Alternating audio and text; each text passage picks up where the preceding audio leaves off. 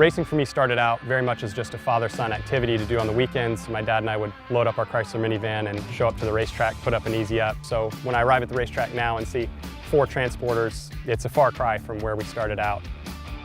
I always had a passion for flying, even growing up when I was a little kid. I was always fascinated by the whole process. That passion kind of grew, and my parents got me for my birthday an introductory flight, and I knew from that point I was going to get my pilot's license. Information Kilo, BVFR to the north and ready to taxi.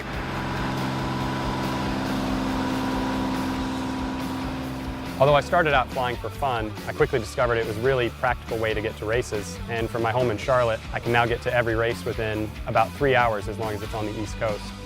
Although I normally hate flying commercial, the best thing to happen to me in a commercial airport was meeting my fiancée Serena at the Chili's bar in Charlotte. The tail number on my plane is November 831 Sierra Golf, and the 831 stands for August 31st, Serena's birthday, and SG is her initials, Serena Gamiza Day. Recently, I completed a dream trip of mine, which was to fly all the way across the country to Long Beach, California.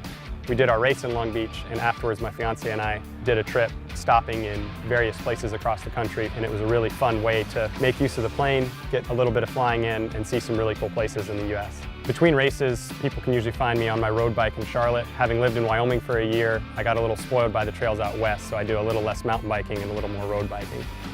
Serena and I recently bought a house in Davidson, North Carolina, but before settling down, I lived in 12 different cities and 3 countries, including states from New York to California to Wyoming, as well as Italy and Germany.